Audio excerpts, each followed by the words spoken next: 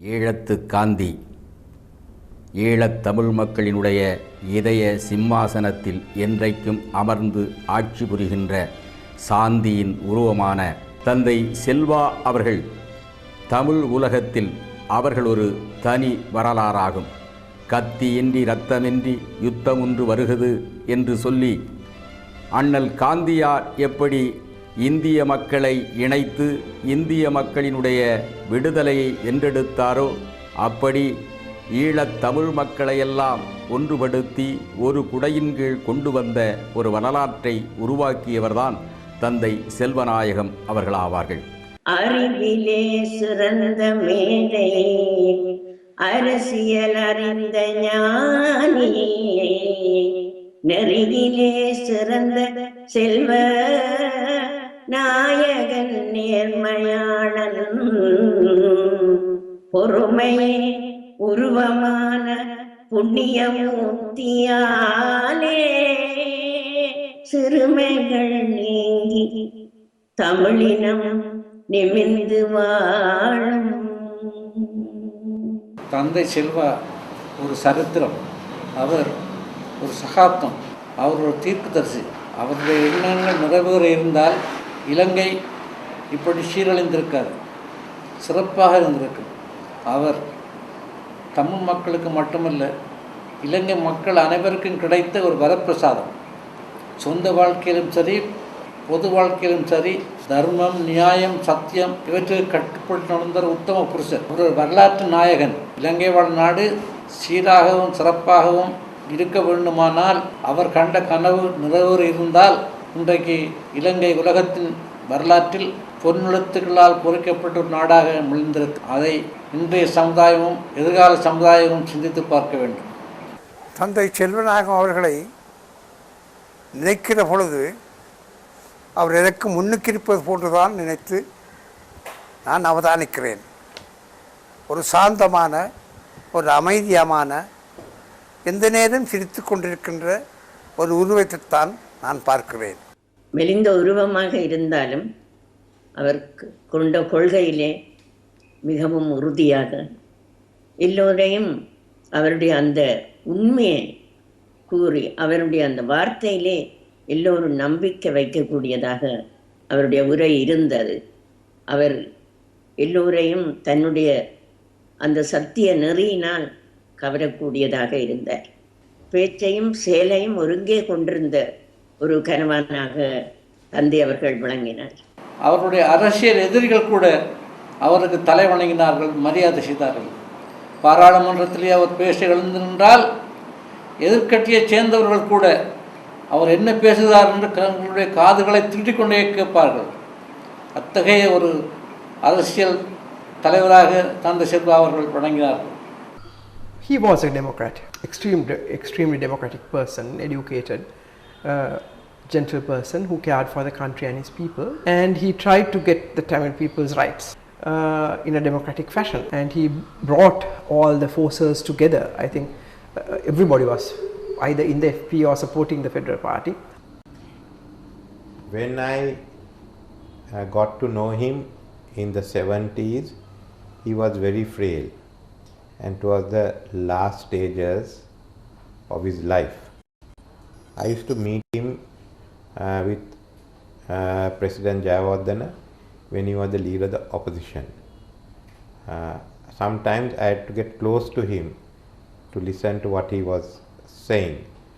His personality was of a leader who was committed both to his principle of winning the Tamils, a say in the running of the country in accordance with his own policy. You know, I think very much, as I said, he was a man of enormous dignity and very clear principle.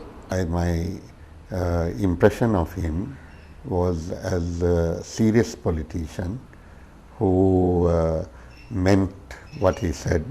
Dignified countenance, not necessarily laughing or humorous or like that. He was rather serious minded, and he spoke always clearly, lucidly and relevantly. No additional expressions, no gestures, no political tantrums, but a very civilized, cultivated gentleman. He was frail, down with Parkinson's, and getting worse gradually, kept in check with through an exercise regime which he rigorously followed. And one thing I clearly remember was the fact of his gait. When he walked, he used to walk with difficulty, a sort of a shuffling kind of gait. That I can remember. Also, about the way he spoke, what struck me was the great difficulty and concentration he showed in trying to say what he wanted to say, probably had to overcome his disability in speaking. So what struck me was that with all that, he did what he did, both as a senior appeal court lawyer and also as the main leader of the federal party in the north. வளமையாக மேடை எதிர பேசுவதுதான் அரசியல்வாதிக்கு இருக்கிற மிக முக்கியமான ஒரு பண்பாக இருக்க வேண்டும் என்று நினைத்து கொண்டிருந்த காலத்திலே மிக மெதுவாக கர்ஜிக்காத ஒரு தொனியிலே பேசுகிற ஒருவர் எல்லா தமிழ் பேசும் சமூகத்தினரையும் ஒன்றிணைத்து அவர்களின் ஏக தலைவராக மிளிர்வது என்பது ஒரு சாமானியமான ஒரு விஷயம் அல்ல. அது அவருடைய ஆளுமையின் பாற்பட்ட விஷயம் என்பதை நாங்கள் இன்று ஆச்சரியத்தோடு பார்க்கிறோம். Physically he was quite a small weight person, but mentally he was a very, very strong person, as strong as steel. தந்தை ஒரு திடகாத்திரமும் வீர தீரமும் உடைய ஒரு சிறந்த வாலிபனாக இருப்பாரோ என்று தான் கற்பனையில் நினைத்திருந்தேன். நேரில் தந்தையை பார்த்தபோது தள்ளாடும் வயதிலும் தமிழுக்காக தொண்டாற்ற வந்த ஒரு பெருமனிதனை நான் சந்தித்த போது என் கரங்கள் அவர்களை நோக்கி கூப்பியது. அப்படி அந்த தந்தைக்கு வரவேற்பென்றால் மட்டக்களப்பில் அது ஒரு தெய்வம் என்று தான் வரவேற்றாங்களே ஒழிய நொட்டாசமே அதோகரா தான் கல்குடா இருந்தால் கார்லேயே தான் நடக்க போகிறோம் நடந்து மெல்ல மெல்ல நடந்து கும்பங்கள் ரோட்டெல்லாம் கும்பங்கள் பெரிய அந்த பிள்ளை அந்த சைவ மக்கள் ஊர்வலம் போக்குள்ள வைக்கிற கும்பங்கள் அரோகரா இப்படி தந்தைக்கு பெரிய வரவேற்பு. மட்டக்களப்பு அடுத்த நாள் இங்கால இப்படி போனாங்க. ஒன்றும் கதைக்க மாட்டார். கும்பிட்டு தேவோவை அவர் ஒரு அவதாரம். Thought that he was a man of God who believed that everything is done according to God's plans. He had a very ascetic face, and that's the way I remember it. Of course, his integrity is no one questions, and he was a man who was genuinely humble. Several times I had the opportunity to take him around in my father's car. You know, whenever at that time the Sudandran paper was in a very financial difficult, and he goes to big mudalalis and big shops and explain to them very slowly that his purpose of visit. But some people even gave only 100 rupees. But we very happily accepted that money. So in that sense, I never seen a big leader, a leader who was accepted by almost 3.5 million Tamil-speaking people as the leader, just going around and collecting 100 rupees and 200 rupees, 1000 rupees money for a cause. அந்த தன்னிட்ட இருக்கிற அந்த கொள்கை பற்றில உறுதியில் மிச்சம் உறுதியாக இருந்தவர். அவர் ஏழாதவாளியை பாவம் பிடிக்க போக முடியாது. நாங்கள் இவர் தட்டி விட்டுருவார் என்ன அவருக்கு தெரியும். நான் ஸ்லோ பட் ஸ்டடி டச்சில் அவர் சொல்கிற தமிழ் சொல்ல திருப்பி சொன்னால் வேறு ஏதும் அது அர்த்தப்பட்ட வேறு தமிழ் சொன்னால் நிப்பாட்டி போட்டு தான் சொன்னது சொல்லணும்னு சொல்லுவார். அப்படி அவர் அந்த தன்னுடைய இதுகளில் வெள்ளமானவர். தியாகம் பண்ணுறது வேணும்.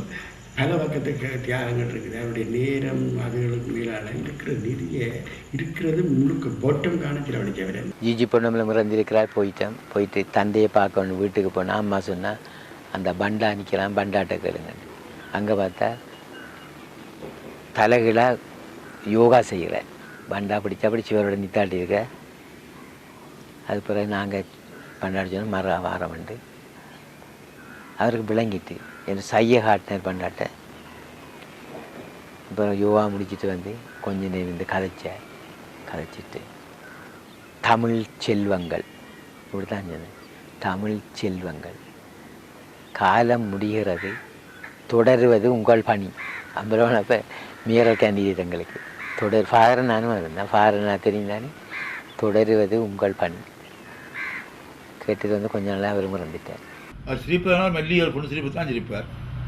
எவ்வளோ பெரிய சாக சிரிக்க வேண்டும் என்ற ஒரு பகுதியை சொன்னாலும் கூட பொண்ணு சிரிப்பிலேயே அந்த மகிழ்ச்சியை அவர் தெரிவித்துக் கொள்ளுவார். இல்லாமல் ஒரு நாளும் அவர் கடுஞ்சொல் பாவித்ததை நான் பார்க்கவில்லை. கிட்டத்தட்ட 6-7 ஆண்டுகளுடன் ஒரு நெருங்கிப்படக்கூடிய ஒரு சந்தர்ப்பம் இருந்தாலும் கூட அவர் கோபமாக சினமாக கண்டனமாற்றக்கூடியதை நான் பார்த்ததில்லை. There was an eldest person called Muthukumar from our village. He came and bowed down. We fell down the feet of Thandai Selva and he slept. Advance. I am not a god to pray. Get up, man. He shouted. That's the best thing. I never noticed that. அவர் திருமலை யாத்திரைக்கு தலைமை வைத்து வந்த பொழுது அவருக்கு பின்னாலே நான் நடந்து சென்று கொண்டிருந்தது இன்றைக்கும் எனக்கு ஞாபகத்துக்கு வருது. இனி வேண்டும் சமஷ்டி ஆட்சி என்ற பாடலாம் பாடிக்கொண்டு முன்னாலே போகிறார்கள். அதுக்கு பின்னால் தந்தையோட மற்ற தலைவர்கள் இரும்பு மனிதன் என்று அழைக்கப்படும் தமிழரசு கட்சியின் சிரேஷ்ட தலைவர் டாக்டர் நாகநாதன், கோப்பாய் வன்னியசிங்கம் இவர்கள் எல்லாரும் அணிவகுத்து போகிற ஒரு முறை சந்தித்து பத்திரிகைக்கு பேட்டி கண்ட பொழுது அவர் சில கருத்துக்களை சொல்லுவார். நான் அதை ஒவ்வொரு வரியாக எழுதுவேன். எழுதின பிறகு வாசிக்க சொல்லுவார். நான் வாசிப்பேன். பிறகு திருப்பி அதை தான் வாங்கி வாசித்து பார்த்த பிறகுதான் தருவார் எங்களிடம். தன் கொள்கையை மக்கள் மத்தியில் சரியான முறையில் எடுத்துரைக்க வேண்டும் என்ற ஒரே நோக்கத்துடன் தனது வார்த்தைகளை அளந்து அர்த்தத்தோடு மக்களுக்கு தெரிவித்து வந்த ஒரு தலைவர் அவர். 3 இன மக்களாலும் போற்றப்பட்ட ஒரு தலைவர் என்ற பெருமை தந்தை செல்வாவுக்கு தான் உண்டு. ஈழத்து காந்தி என்று சொல்லுவோம். அந்த காந்தி தோற்றத்தில் தான் அவரை நாங்கள் அன்றைக்கும் பார்த்தோம். இன்றைக்கும் மனக்கண்ணில் அந்த தோற்றத்தில் தான் இன்றும் இருக்கிறார்.